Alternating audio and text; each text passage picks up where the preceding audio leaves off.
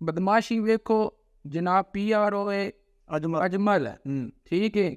इस बंदे मैंने DPO साहब ने 1 मिनट मेरी मैं आख्या मैंने 1 मिनट जेड़ा ना DPO साहब ना जेड़ा ना मुलाकात कर लैन दिओ। इस बंदे मैंने 1 मिनट भी उन्हां नाल मुलाकात नहीं ते मैं इहदा मुतालबा करना चाहना DPO साहब ने इहदा नोटिस लैन।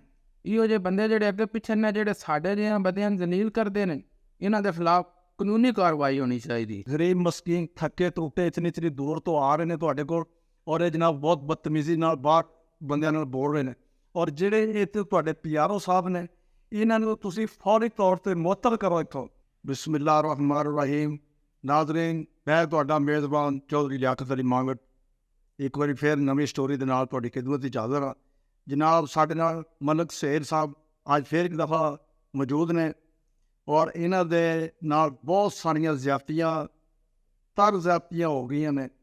2 मोटरसाइकिल इन्हां दे 125 जिहड़े ने यानी हाज़र मॉडल इन्हां दे गुम होए ने और पुलिस ने इतनी हंड धर्मी की इंतहा की जिसका कोई अंदाज़ा नहीं।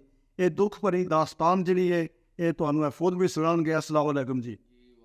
सलाम। हाँ जी मलिक साहब की हाल है, ठीक हो? अल्लाह दा शुक्र। ये मलिक साहब किस तरह ये वारदात तुहाडे नाल होई है? DPO साहब नवे आए ने ते तुसीं ये दसो जो कोई ज्यादतियां तुहाडे नाल होईयां ने। मैनूं उम्मीद है तुहानूं इंशाअल्लाह इंसाफ जिहड़ा ना जरूर मिलेगा।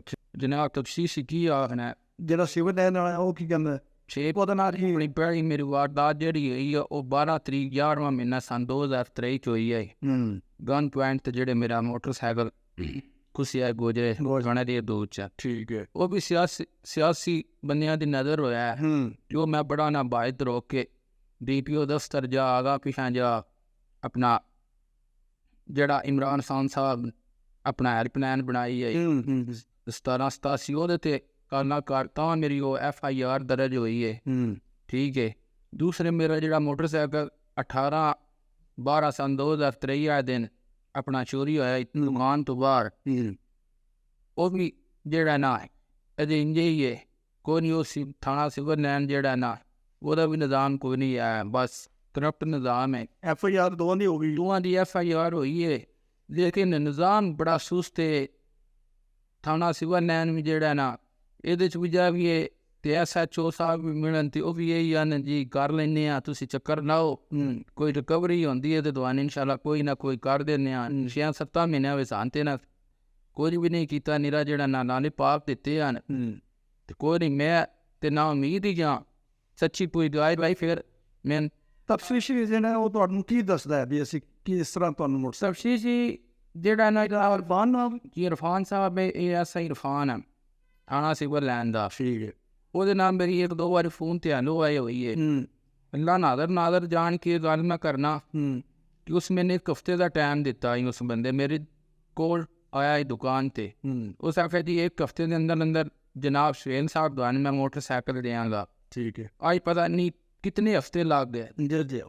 ਉਹ ਬੰਦਾ ਮੈਨੂੰ ਜਿਹੜਾ ਨਾ ਲੱਭਦੇ ਨੇ ਕਾਲ ਕਰਾਂ ਤੇ 1-2 ਵਾਰੀ ਕਾਲ ਕੀਤੀ ਹੈ ਤੇ ਉਸ ਮੈਨੇ ਆਖਿਆ ਜਨਾਬ मेरे वास्ते भी दुआ करो तो अपने वास्ते भी दुआ करो तो कोई चोर नाप के सान दियो तो अस इंशाअल्लाह जेड़ा ना वो तुहानूं स्कूटर बरामद कर दे। यानी चोर भी तुसीं नाप के जी हाँ, तुसीं इतने टैलेंट आए बंदे, इतनी टैलेंट आए काबल अफसर जेड़े ना पुलिस में भर्ती होए ने, ठीक है। आ गई गल हुण अपना थाना गोजरा दी, ठीक है। थाने गोजरे विच पहली मेरी वारदात थाने गोजरे दी 2 महीने ने मेरी FIR नहीं कट्टी। वो मैं चक्कर लाइन DPO ऑफिस ते ऐसा हैल्पलाइन ते कॉल की तां मेरी वो FIR हुई है, ठीक है। उस तो बाद SHO अमार साहब आन उत्थे उन्होंने मेरी बकायदा गल हुई है। उन्हें मैंने आखिया जनाब तुहानूं 15-20 दिन का टाइम दो तुहानूं रिकवरी देने। उन्हें अलहमदुलिल्लाह 15-20 दिहाड़ियां दे अंदर ना अपना तबादला कराया, वो घट उड़ गए ने ਤੇ ਅਸੀਂ ਉੱਥੇ ਹੀ ਲਾਰੇ ਬਾਸੇ ਨਾਲ ਲਾਏ ਨੇ। ਅੱਜ ਜਨਾਬ ਪਤਾ ਲੱਗਿਆ DPO ਸਾਹਿਬ ਮੰਡੀ ਆ ਬੜੇ ਅੱਛੇ ट्रांसफर DPO साहब का आया है। ये बहुत अच्छे एक्टिव DPO साहब ने ते मैं अलहमदुलिल्लाह जो ना सुबह अपना कारोबार भी छड्ड देना। ठीक है।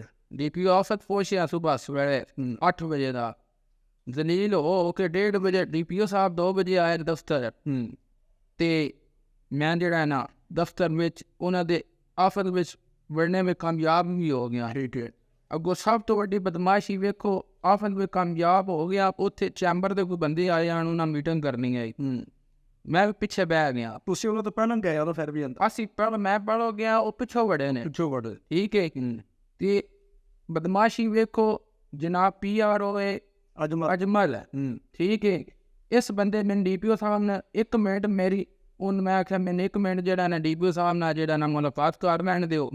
ਇਸ ਬੰਦੇ ਮੈਨੂੰ 1 ਮਿੰਟ ਵੀ ਉਹਨਾਂ ਨਾਲ ਮੁਲਾਕਾਤ ਨਹੀਂ ਕਰਨ ਦਿੱਤੀ। ਇਸ ਆਖਿਆ ਭਾਈ ਸਾਹਿਬ ਚੈਂਬਰ ਦੇ ਬੰਦੇ ਆਏ ਨੇ, ਇਹਨਾਂ ਮੀਟਿੰਗ ਕਰਨੀ ਹੈ ਤੇ ਤੁਸੀਂ 5 ਮਿੰਟ ਬਾਹਰ ਟੁਰ ਜਾਓ ਤੇ 5 ਮਿੰਟਾਂ ਬਾਅਦ ਮੈਂ ਤੁਹਾਨੂੰ ਆਪ ਬੁਲਾ ਲੈਣਾ। ਮੈਂ ਕਮ ਸੇ ਕਮ 1.5 ਘੰਟਾ ਬਾਹਰ ਖੜਾ ਰਿਹਾ।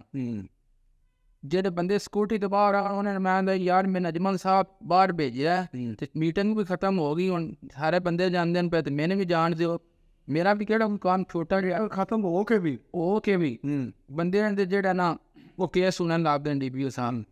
ਫਿਰ 1.5 ਘੰਟੇ ਬਾਅਦ ਅਜਮਲ ਬਾਹਰ ਆਪ ਆਇਆ। ਮੈਂ ਉਹਨਾਂ ਆਖਿਆ ਅਜਮਲ ਸਾਹਿਬ ਮਿਹਰਬਾਨੀ ਕਰੋ, ਮੈਨੂੰ 2 ਮਿੰਟ ਜਾਣ ਦਿਓ ਅੰਦਰ, ਹੁਣ ਤੁਸੀਂ ਮੈਨੂੰ ਬਾਹਰ ਕੱਢਿਆ ਤੇ ਤੁਸੀਂ ਮੈਨੂੰ ਅੰਦਰ ਲਾਇਆ ਵੀ ਚਲੋ ਤੇ ਮੈਂ DPO ਸਾਹਿਬ ਨਾਲ ਅਰਜ਼ ਕਰਨੀ ਹੈ, ਕਿਉਂਕਿ ਥਾਣਾ ਗੁਜਰਾਤ ਥਾਣਾ ਸਿਵਲ ਲਾਈਨ ਦੇ SHO ਸਾਹਿਬ ਦੇ ਇੱਥੇ ਹੀ ਆਣ, ਅਗਰ ਮੇਰੀ ਮੁਲਾਕਾਤ ਹੋ ਜਾਂਦੀ ਤੇ ਹੋ ਸਕਦਾ ਮੇਰਾ ਕੋਈ ਸਵਾਬ ਪਾਣੀ ਜਾਂਦਾ। ਠੀਕ ਹੈ। ਉਸ ਬੰਦੇ ਨੇ ਆਖਿਆ ਜੀ ਹੁਣ ਤੇ DPO ਸਾਹਿਬ ਨਾਲ ਮੁਲਾਕਾਤ ਨਹੀਂ ਤੁਹਾਡੀ ਹੋ ਸਕਦੀ, ਤੁਸੀਂ ਟੁਰ ਜਾਓ ਘਰ।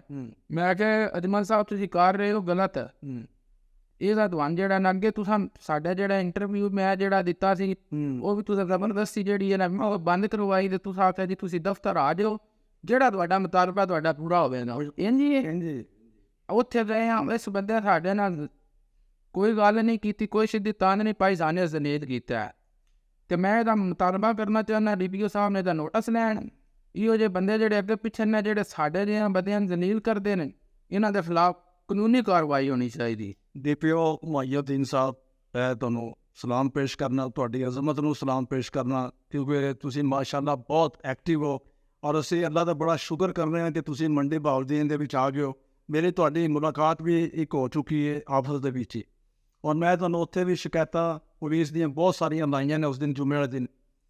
ਤੇ ਇਹ ਮਲਕ ਸੇਰ ਸਾਹਿਬ ਜਿਹੜੇ ਬੈਠੇ ਨੇ, ਇਹਨਾਂ ਦੇ 2 ਮੋਟਰਸਾਈਕਲ ਗੁੰਮ ਹੋਏ ਨੇ। ਅਸੀਂ ਪ੍ਰੋਗਰਾਮ ਕੀਤਾ ਸੀ ਤੇ ਇਹ ਅਜਮਲ ਸਾਹਿਬ ਨੇ ਕਿਹਾ ਸੀ ਕਿ DPO ਸਾਹਿਬ ਕਹਿ ਰਹੇ ਨੇ ਕਿ ਇਹ ਖਬਰ ਤੁਸੀਂ ਰੋਕ ਦਿਓ, ਅਸੀਂ ਤੁਹਾਡਾ ਮੋਟਰਸਾਈਕਲ ਲੱਭ ਕੇ ਦੇ ਦਿੰਦੇ ਹਾਂ ਤੇ ਲੇਕਿਨ ਇਹ ਖਬਰ ਜਿਹੜੀ ਹੈ ਨਾ ਇਹ ਤੁਸੀਂ ਰੋਕੋ।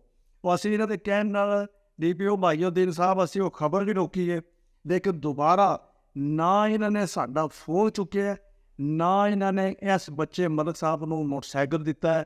ਇਹਨਾਂ ਨੇ ਜ਼ਿਆਦਤੀ ਦੀ ਇੱਕ ਇੰਤਹਾ ਕਰ ਛੜੀ ਹੈ। ਔਰ ਜਿਹੜੇ ਤੁਹਾਡੇ ਇਹ ਬਾਹਰ ਸਾਹਮਣੇ ਵਾਲੇ ਖੜੇ ਨੇ ਇਹ ਬਿਲਕੁਲ ਬਦਤਮੀਜ਼ੀ ਕਰਦੇ ਨੇ। ਗਰੀਬ ਮਸਕੀਨ ਥੱਕੇ ਟੁੱਟੇ ਇਤਨੀ ਦੂਰ ਤੋਂ ਆ ਰਹੇ ਨੇ ਤੁਹਾਡੇ ਕੋਲ, ਔਰ ਇਹ ਜਨਾਬ ਬਹੁਤ ਬਦਤਮੀਜ਼ੀ ਨਾਲ ਬਾਹਰ ਬੰਦਿਆਂ ਨਾਲ ਬੋਲ ਰਹੇ ਨੇ। ਔਰ ਜਿਹੜੇ ਇੱਥੇ ਤੁਹਾਡੇ PRO ਸਾਹਿਬ ਨੇ, ਇਹਨਾਂ ਨੂੰ ਤੁਸੀਂ ਫੌਰੀ ਤੌਰ 'ਤੇ ਮੁਅੱਤਲ ਕਰੋ ਇੱਥੋਂ, ਕਿਉਂਕਿ ਇਹ ਇਸ ਕਾਬਲ ਨਹੀਂ ਹੈ। ਇਹ ਤੁਸੀਂ ਇਹਨਾਂ ਦਾ ਰਵੱਈਆ ਤੁਸੀਂ ਵੇਖ ਲਓ ਕਿ ਇਹ ਜਨਾਬ ਖਾਲੀ ਬਦਮਾਸ਼ੀਆਂ ਨੇ, ਸਿਰਫ ਕਾਰਗਰਦਗੀ ਇਹਨਾਂ ਦੀ ਜ਼ੀਰੋ ਹੈ।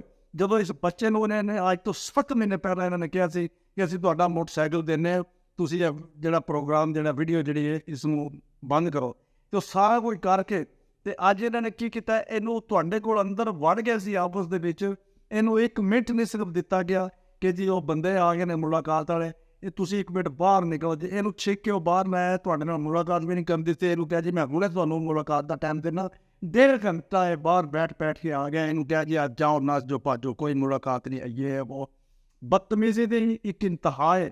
ਅਜਮਲ ਸਾਹਿਬ ਨੂੰ ਫੌਰੀ ਤੌਰ 'ਤੇ ਮੁਅੱਤਲ ਕੀਤਾ ਜਾਏ, ਫਾਰਿਗ ਕੀਤਾ ਜਾਏ, ਔਰ ਜਿਸ ਤਰ੍ਹਾਂ ਪੁਲਿਸ ਦਾ ਨਿਜ਼ਾਮ ਸਾਰਾ ਦਮ ਭਰ ਹੋਇਆ ਇਹਨੂੰ ਠੀਕ ਕਰੋ। ਇਹਦੇ ਨਾਲ ਹੀ ਮਿਹਨਤ ਮਲਕ ਸੇਰ ਸਾਹਿਬ ਨੂੰ ਇਜਾਜ਼ਤ ਦਿਓ। ਓਕੇ, ਅੱਲਾਹ ਹਾਫਿਜ਼।